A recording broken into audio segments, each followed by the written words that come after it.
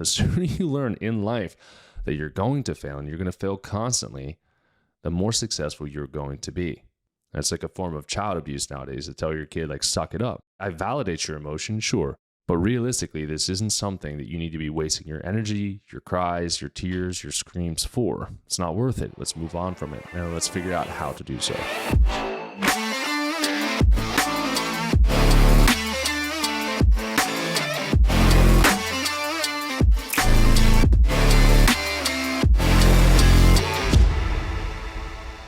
All right, ladies and gentlemen, thank you so much for joining in for another episode of the Doc Jacque Show. This has been a topic, there's two topics in particular that have been on my mind for quite some time. And I feel like this is a topic that is good for kids, it's good for teenagers, it's good for people who are trying to discover themselves, and maybe figure out why they may have some underlying weaknesses that they may not have been aware of. And I think that it's a problem with our society. It's a problem with how we are being told to act, being told how to respond. And I think it's this culture of the fear of failure. Okay, because when we grew up, and again, I don't know, my kids are in Montessori, they don't have grades right now, but I remember back in the day, right, you'd come home with a failing grade. It was an F, and then they switched from an F to an E. Or it was like, yeah, well, F was too offensive, so let's go with an E instead, right? So we're already starting to soften failure when in reality they should be encouraging it. Now, this is something that flies really in the face of everything that our education system stands for. It flies in the face of everything that maybe your parents taught you growing up, whereas they did not want you to fail. If everything came incredibly easy to you, you would be comfortable, you would be complacent. You wouldn't really want to step outside of your comfort zone because you're really good at this little bit itty bitty group of whatever it is that you enjoy. When we are kids growing up and we're in the school system and say we do fail a test or we do fail a report, a book report or whatever it might be, failure is an opportunity to learn. It's a failure is an opportunity to try something differently, which brings you one step closer to getting the intended result, which is passing. Now, when it comes to the normal education system, normal education is garbage. Just, it is what it is. We can basically say, okay, Rockefeller, great job. You tapped into the education system to make us a dumb culture to just know basically nothing, take all of the skills away from us that make us a vital civilization, somebody that can contribute and survive in the real world. And you're making us learn and regurgitate stuff on a test. Great job. You have successfully manipulated us for far too long. And just, it might seem like an oxymoron or kind of, a hypocrite when it's like I've gone to high school, went to college, went to doctorate school, got a chiropractic license. So I've been up. I've taken plenty of courses.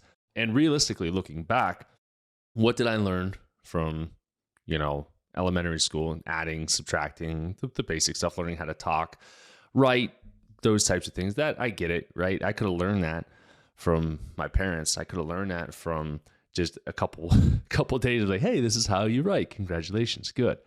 Then you go into college, and it's like, okay, like I cherry picked some of my courses, like kinesiology and neurology, some of the stuff that just kind of interested me, I had interest in. And then doctorate school, going to chiropractic school, I learned all this stuff. And so I've learned stuff along the way, don't get me wrong. But when it comes down to the institution of education, it's jacked up. Okay, you take stuff that we shouldn't have to take. We're forced to take certain classes that we have to pay for to get a degree, to get a license, to whatever it is. It's like, when am I ever going to use that? The age-old question, when am I ever going to use that? Long story short of it is, we need to start encouraging our kids to have the confidence to fail, right? When my 4-year-old, when Hoyt tries something and he builds something and it collapses, we have to teach him that's a normal part of life. When we build certain things, when we do certain things, sometimes negative stuff happens. How do we then establish a new baseline of, okay, if that's going to happen, how am I going to perceive that? If we never fail ever in our lives, and then that one day you fail, it is a monumental day that you will probably never forget, and it will scar you for life. right? So if I can teach my 4-year-old, hey, it fell over, awesome. Why did it fall over? Was it because the base, we're building magnet tiles right now. So is it because the base was too wobbly? Is it because you stacked some of the cheaper ones with the nicer ones and the magnets weren't as strong and then it just collapsed? Did you put it on an unstable surface, right? We did that with domino stacking yesterday. It was unstable on our coffee table because it's not smooth surface and they were falling over. It's like, I can't figure this out. It won't work. I'm like, well, how can we make it work? So instead of standing the dominoes upright, let's stand them on their side. Therefore, there's more of a surface area that they won't fall. Therefore, he failed. He then learned another way to try something different, right? The age-old tale of there's more than one way to skin a cat. But today in society, we don't want to fail. We don't want to make fools out of ourselves, and we don't want to do things that challenge us. Now, sometimes it's for a fear of failure, but sometimes it's a fear of not being comfortable. And I urge people to become uncomfortable. You need to become uncomfortable. We need to learn that if we don't know how to do something, we have to learn how to fail at it. And we get closer and closer and closer to excellence every time we fail. Now, we can have mentors along the way, right? For parents to their kids, or friends that are really good at something. They teach us how to do something, right? Or teachers along the way, they can teach us how to do certain things. Books can teach us as well on how to successfully fail and learn from it. But we have to be able to fail, learn, and honestly, suck it up. Suck up the fact that you're going to fail. The sooner you learn in life that you're going to fail and you're going to fail constantly, the more successful you're going to be. That's like a form of child abuse nowadays, to tell your kid, like, suck it up. But really, like, it's just an emotion. I validate your emotion, sure.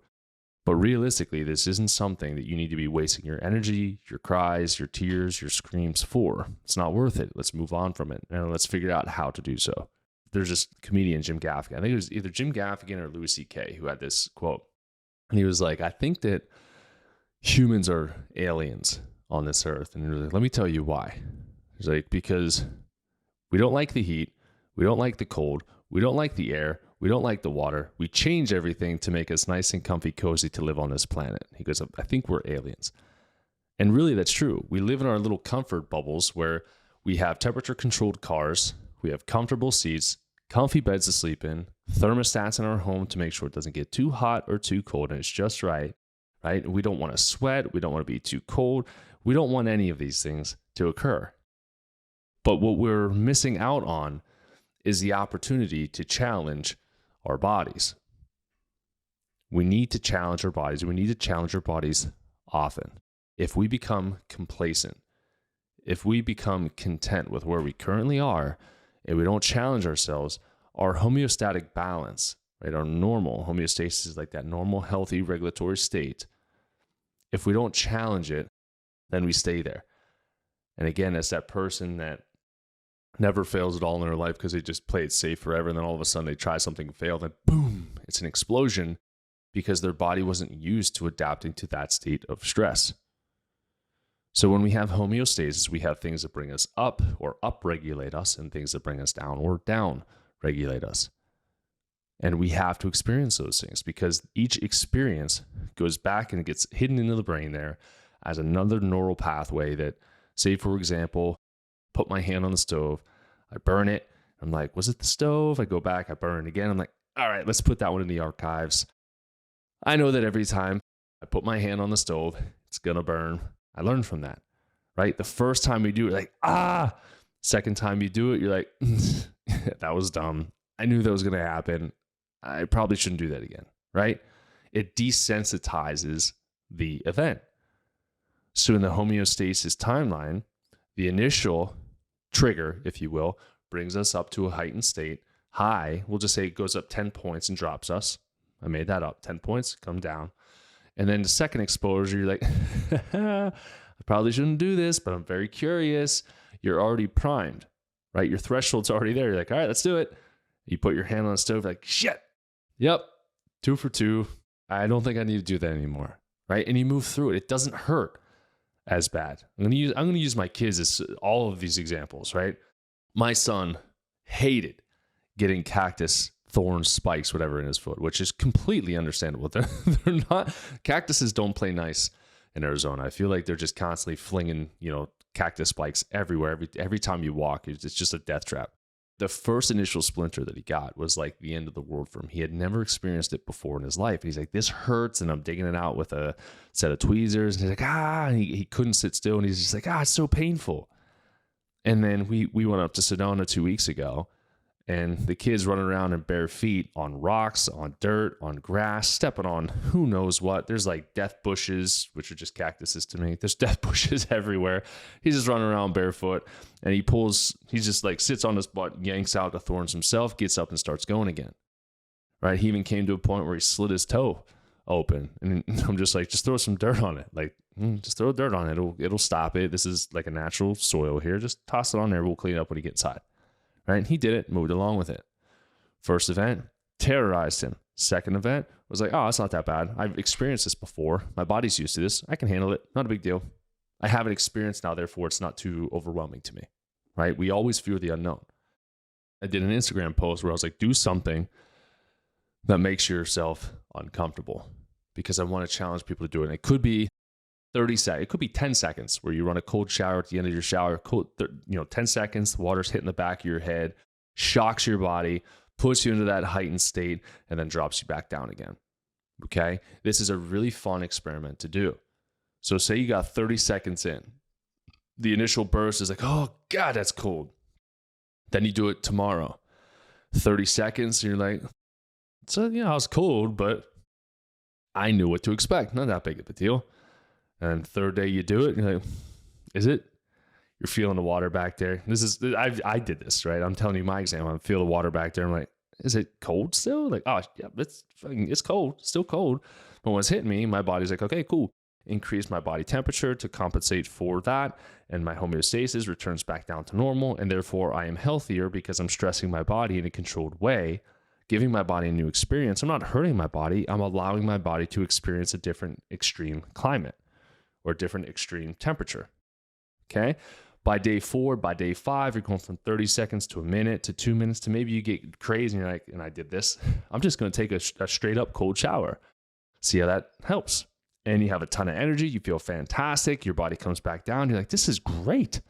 This is really good. And I think the statistic is 11 minutes of cold showering or cold plunging a week increase your immune system by like an extraordinary amount, extraordinary percentage. I don't know the exact percent, but I know that it does. And so if you're fighting off colds, illnesses, etc., go ahead and get yourself in a cold shower.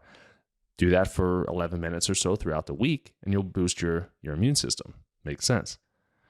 That part, so talking about the cold side of things, the more germs, the more microbes, the more viruses that we can expose our bodies to, not with this stupid fucking vaccination crap, natural acquisition or naturally acquiring these viruses and things out there in the environment, time and time and time again, shows long-term results of a massively increased immune system compared to those who have never had the illnesses or exposure in their life. Right? Because we experience it. We may have had one cold that knocked us on our butt 5 years ago, and we're like, I'll never forget that. And so your threshold is like, listen, the man flu, right? Everyone likes to make fun of men for it, but the man flu knocked me out 5 years ago, making this up.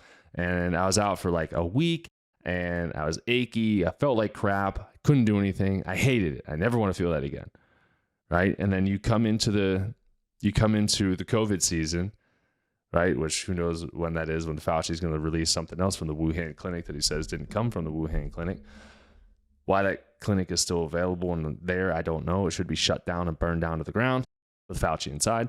But anyways, I digress. When you experience something to a lesser degree, the same exact thing, like, it wasn't as bad as I remember it being, right? Or you hike. Right, when I went on one of the Wildman experiences up in Kodiak, Alaska with one of my best friends, Johnny Elsasser. And if you haven't done it, I mean, his Wildman experiences are phenomenal. I did that one and I did Corpus Christi. They're life-changing. But when I'm walking up one of the Three Sister Mountains in Kodiak, Alaska, first time I had ever hiked something that massive. The whole drive, I'm like, there's no way we're able to climb up that high. No, there's no way we're getting up to the top of that. It's like straight up, what are you talking about? And so we just kept going and going and going and going. And then I got to the top and I was scared shitless. I'll be honest. I'm not going to lie about that. Frightened me like hell. And for that day, I'm like, you know what? I need to stop being such a little baby when it comes to heights, right? My fear is that I'm going to fall. I'm going to die. I'm going to leave my wife behind with my 2 kids. I automatically think worst case scenarios because in a fight or flight state, you go to things, in my opinion, that mean a lot to you. And my family means the world to me. But then we hiked 2 days later on a mountain that was way higher and way harder to climb with crazy winds. And I got all the way up to the top of the summit. I was good. I was happy. Even with our buddy Josiah's freaking drone thing buzzing around our heads like a freaking pterodactyl bee, I got all the way up to the top. I was like, that was awesome, right? I challenged myself 2 days ago. Didn't think that I can do it. And now today I'm like, listen, that looks really difficult, but I'm going to just do it. I'm going to put one foot in front of the other. As Johnny and some of my buddies were just like, push me along. Just do it one step at a time. You get up to the top and you're like, boom, my threshold till I get uncomfortable is way up out there. Way out there. So anything that falls short of that should not elicit the same response as climbing a mountain. If it does, it's a failure in perception. Okay? So climbing up a mountain, risking your life, doing something like that is going to be something that is like high level, pushes you way out of your comfort zone. You're like, this is not cool. I don't like this. This feels uncomfortable. Heart rate's up, everything's up, and I'm sweating my face off. This isn't good. And then the more you repeat those challenges to yourself, the more you repeat challenges to your homeostasis, to your baseline, the more resilient you're going to be. Okay, so think about another way. So we talked about cold, we talked about hiking, right? What about going to the gym? I think going to the gym is one of the things that made my immune system wicked strong. Number one, germs. I mean, down at Diamond Athletic Club down in Plumboro, PA, shout out to Kenny down there. One of the nicest, cleanest gyms that you ever go to. I worked there for a little bit. I know how clean he keeps that stuff. But you can't stop transmission of certain bugs floating around the gym just through conversation, or, you know, somebody doesn't clean up after themselves at the gym and you have to wipe it off. Like, you know, it's difficult. But when you're doing that, you're being socialized with everybody else's germs, because we all have bacteria and things on our skin. So we bump into each other, we shake hands, we do all this stuff. So we're passing bacteria from person to person. It gives our bodies an opportunity to learn about this new bacteria and either perceive it as a threat or just something else that's like, okay, it's there, move through it. The other thing, right? When we're talking about failure, I grew up learning how to fail on the weight racks. So if I'm doing 10 repetitions on bench press, if I didn't get that 10th repetition in and I'm struggling at 9 and I'm pushing, like if I don't get it, that bar's dropping on me. My chest is going to get smashed up a little bit, might hit the throat, I might have to dump the weights. I'm putting myself in a life-threatening situation. Okay? You can have a lifting partner, but at the same time, your lifting partner shouldn't save the day. They should allow you to fail, but fail safely, right? A little safety net on it. There you go. Get it up and boom, rack it back up again. Biceps, triceps, dips, sprints, right? Running long distance, running sprints for 10, 50-yard sprints, doing suicides. You're constantly pushing your body to see what it's capable of doing. And in exercise, we get what's called a lactic acid threshold, okay? Where if we work out for the first time, we have a very low lactic acid threshold. We move our bicep, we're like, that stings for a week. Then you move your bicep the same way, and you're like, okay, it's only sore for 3 days. Move the same way. I didn't feel anything. I need to go heavier, or I need to increase the intensity of my workouts, right? Because you pressed up your lactic acid threshold. You have to do more in order for your body to break down, okay? That is the stuff that we need to do. That's the stuff that we need to encourage our kids to do and adults to do. We need to teach people to step into discomfort, do cold plunges, get in there, freeze your ass off in a cold plunge. My wife just did one this morning. She's like, it was hard. Yeah, it's really hard, but you learn to breathe through it. And each consecutive time you do it, it gets easier and easier and easier. And that is a very quick way to test your homeostasis and how quick you can regulate your body back to normal, right? Wim Hof, the Iceman, He's known, I think he went to, I always say Antarctica. I don't know where exactly he went. He went to a freezing part of the world. And I think he was in like just shorts and just sat down, meditated, did his breath work, and his body temperature didn't change a single degree, right? When in reality, you go into these environments, right? And what happens? We're stressed out. We start hyperventilating. We increase our lactic acid. We think we're going to die. Our body's trying to protect us. It says, Jacque, get in that helicopter. Get the hell out of here now. We're going to die. We're going to die. We're going to die. But if we know what to do in those scenarios, if we have the tools or the experience to get through those things, they're not that challenging. Okay. And we could talk about this where another really good friend of mine, Nick Harder, how this guy runs as much as he does, I have no idea. He ran 3 marathons in 3 days. I'm like, is that even physically possible? Right? But to him, if I'm like, hey, bro, let's run a marathon. He's like, cool, let's go. I'm good. I'm good to go. If I was to run a marathon, I'd be sitting behind this computer here. How do I compete? What's the diet look like for running a proper marathon? Do I need any intra-workout nutrition? How far could I really go? What's the best pair of shoes that I can wear? And I'd show up with like all the gear, shoes that aren't even broken in. I'm like, this is going to suck. And I'm probably not going to make it to the finish line because I psych myself out. I've never had that experience. I don't have the training for it. I haven't failed at it enough times to be competent at it. But Nick could do it. Boom, done, go. There you go, right? Vice versa, if he isn't used to working out, and I am, and I see, we did this for the guys trip down at Matt Zanis' house, Dr. Zanis, and we picked up like I think it was a 160-pound like red sandbag. To me, I'm like, awesome, let's do it. Even with my bum finger, I picked the stupid bag up, tossed it over my shoulder, carried it, did 5 squats, carried it, and dropped it back down, right? To me, I'm like, let's do it. Like, this is in my wheelhouse. I'm used to failing at this. Let's see what it takes for me to fail. I can't build this enough. The more opportunities that we have to fail, the better we're going to be at life. And we're going to see things through a different perception. We're going to have a different lens that we view the world. We are not fearing failure. We experience failure, and we learn how to overcome it. There is nothing, in my opinion, that's more important in life than to experience a stressor, learn to overcome it, and then experience that same stressor again, and the feeling you get of ease, knowing like, this isn't near as bad as I thought it was going to be. I can't believe I was stressed out about that. And you move on, right? Because in life, we cannot avoid the fact that we're going to be stressed out. It's impossible. Right? If you turn on the news, if I turn on Instagram, if I message my bros, like they're going to give me some shitty news a lot of the time, and I have to dissect it and learn to smile elsewhere, right? But when we're when we're learning these things, we have to figure out how we can balance back to normal. Otherwise, what happens? From a health standpoint, we stay in fight or flight, right? We fail too many times, and guess what? What are we told to tell ourselves? You're a failure. You can't do this stuff. You failed at 5 things. You can't even brush your teeth this morning. You suck, right? It's that negative auto-suggestion, that negative self-talk that we start implementing.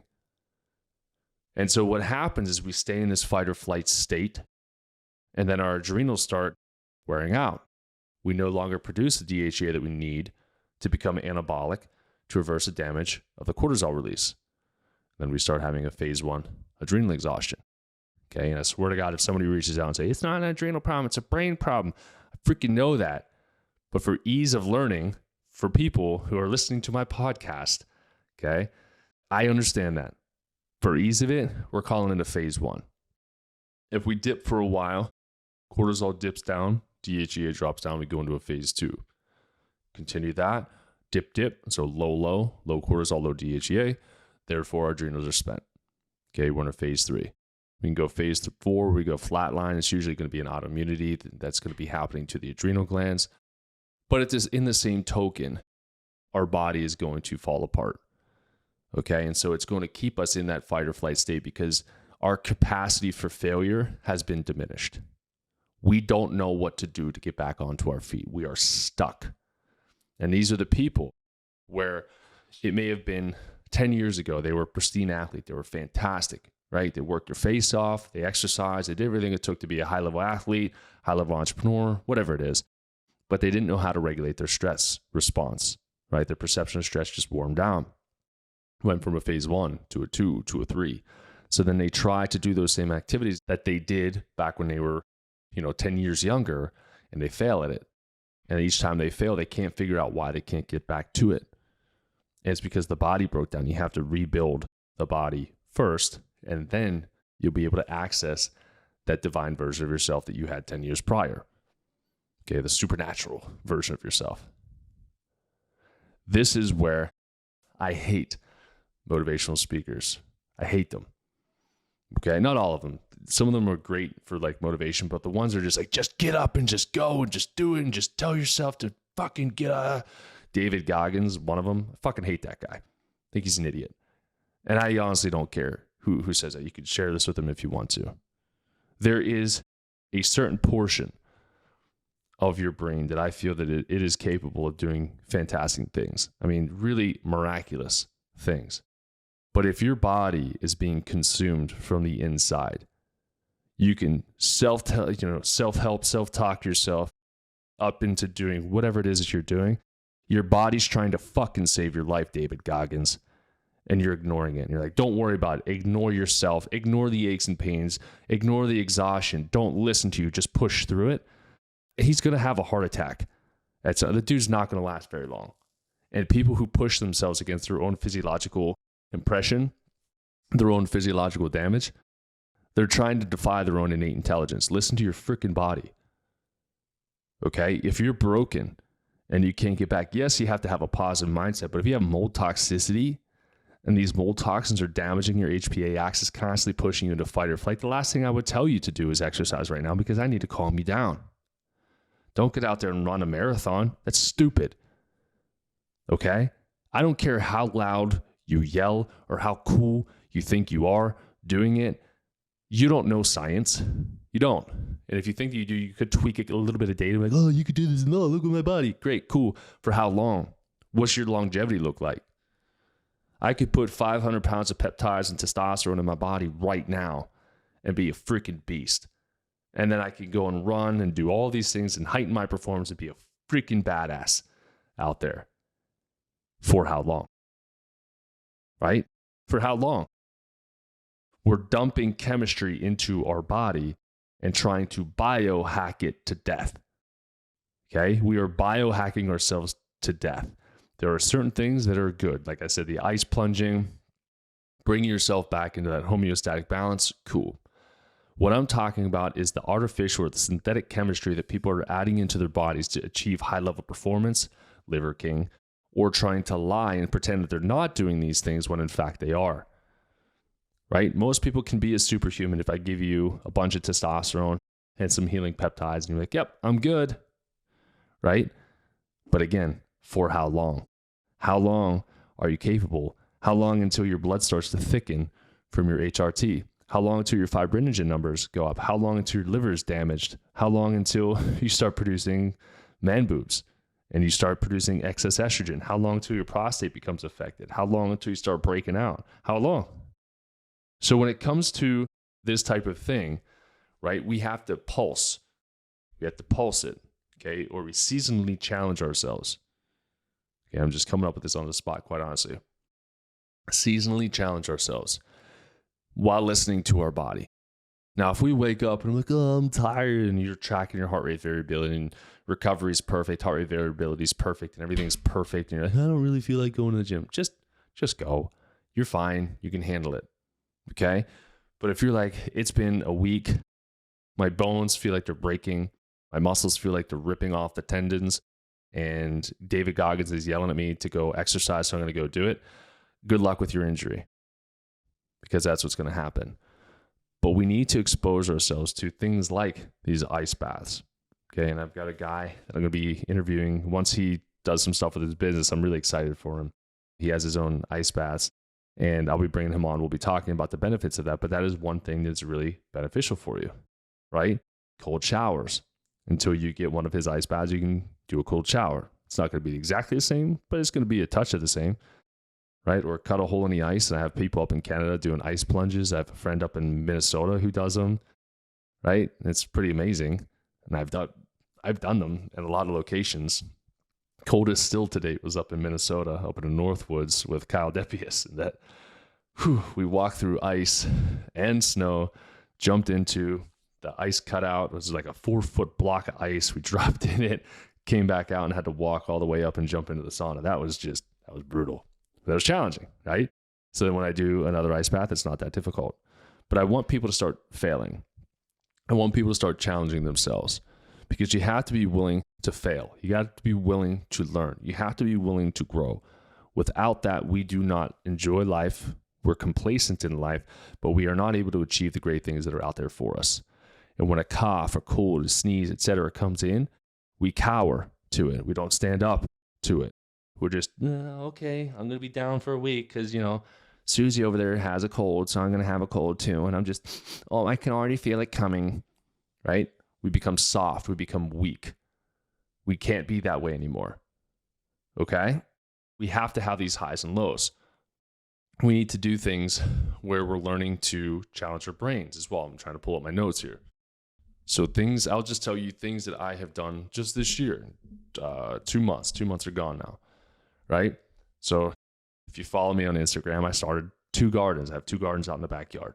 I have no idea how to grow anything. And I've got 3 trees. I got an orange tree, plum tree, and a eucalyptus tree. And I put them in, and the plum tree has been in for about a month. Like, it's not really doing much. And then I realized it has to be watered a lot more frequently. And also I need to get another plum tree to pollinate that plum tree to make sure that I get plums. I'm learning. I'm failing, but I'm enjoying it, right? That's something that I learned, okay? I've done other things where I bought an AR. I almost said assault rifle just because of a running joke. Bought an AR-15. I didn't know how to shoot it. I knew how to shoot it, but I didn't know how to shoot it properly until I did Wildman experience, and I got taught how to shoot an AR. And it's fantastic. It's completely different than what I experienced, but now I have a home protection for us, which is a pretty cool feeling, right? I'm also learning how to redo my irrigation system. I grew up in Pittsburgh. Irrigation was freaking easy there. Irrigation in Arizona is like you drop a bouncy ball on the ground, your irrigation system bursts and sprays water everywhere. It's ridiculous. So I have to replace some box on the side of the house, and never done it before, but I'm going to learn how to do it. I'm challenging myself because I want to continuously get better. I want to build my skill set. And therefore, again, I'm using my homeostasis to go up and down as I go through. And each example, it's like flexing a muscle. That muscle then gets stronger so I can get back down to homeostasis, because really that's what health is ultimately about. Okay, where we have our highs and lows. How fast does it take us to get back down to our normal homeostatic balance? If we stay in stress, we stay in that fight or flight, we hover too high for too long, we burn too hot, right? What happens? We get sick. We can get things like autoimmunity takes place, hyperactivity of our immune system. What about if we drop down too low? Immune system is too low. We're a slug, chronic fatigue, we eat garbage, we develop cancer. Okay, so there's these polar opposites. We can't expect to always stay at homeostasis, but instead of like a 10-foot blip, let's work with a 1-foot blip. Where boop, back down, or you go low, boop, back up. That is how we are going to win as a society. That is going to be how we work to raise our children, to have relationships. We need to be surrounded by people who are willing to fail. I think I just said that about 100 times this episode, but I really want to challenge people to do that. Get outside your comfort zone. Think of 5 things that you want to fail at this year. 5 things. And if you try and you don't fail, find another thing. Oop, it wasn't as hard as I thought it was going to be, but now I'm going to try this one. And so just keep building and keep building and keep building. At the end of this year, you look back, you'll have new skills that you learned. You'll walk with higher level of confidence. For men, the utility aspect of that, when we're able to do stuff with our hands, whether it's building or fixing or creating, there's a sense of like innately, like our body's just like, yeah, this is like what I was designed for. This is freaking awesome, right? Do these things in 2023 starts to end and we go into 2024. Look back on all that you were able to accomplish, right? Maybe it's starting a business. Maybe it's creating a new product or a garden or something like that. Surround yourselves by people who are willing to fail. And if people have already failed at something and are now competent at it, ask them how they did it. A lot of the times they'll be open to share any secrets, tips, tricks, or they'll sell you a course. And there's nothing wrong with that as long as they don't gouge you on it. But they'll sell you something like, hey, it took me $20,000 to learn how to do this stuff. I'll sell you this course for $5,000. You're basically going to save like 15 grand on it. Not a bad deal, right? So step outside of your comfort zone. With that also means step outside of your comfort zone when it comes to your diet. Oh no, he's talking about diet. Step outside of your comfort zone for your diet. Okay? Which means stop eating the same shit that you know makes you sick all the time. Just stop it. Stop making excuses when you go over to somebody else's house and you're afraid to eat healthy in front of them. Who cares? Who cares? The first week or so that you do it, or the first 7 times that you go into an abnormal environment with your own food, you might be looked at kind of weird. And then it just becomes, okay, Johnny brings his food, whatever. We already heckled him, not that big of a deal. And Johnny's on his own health journey. Cool. We support you, right? We're too afraid to confront people nowadays. And I won't go off on a tangent on this, but if some of the things that are happening in classrooms across the country happen in my kid's classroom, there's going to be some confrontation. For sure. Be able to be strong. Be able to be challenged. Be able to fail and fail responsibly. The more you do it as an adult, the more you'll teach it as a kid. Monkey see, monkey do. You will have the most successfully, amazing, awesome kids in the world. And on that, I'm going to wrap this episode up. So if you listen through this whole thing, I really appreciate it. Be sure to jump on, whether you're listening on Spotify, YouTube, Apple Music, wherever you're listening to this, please, if you could leave a 5-star review and then type a nice little review in there as well. If there's any topics you would love to hear me talk about as well, please leave that in the review as well, and I'll be sure to try to do that for you. But until then, stay tuned, and we love you. Have a great rest of the day.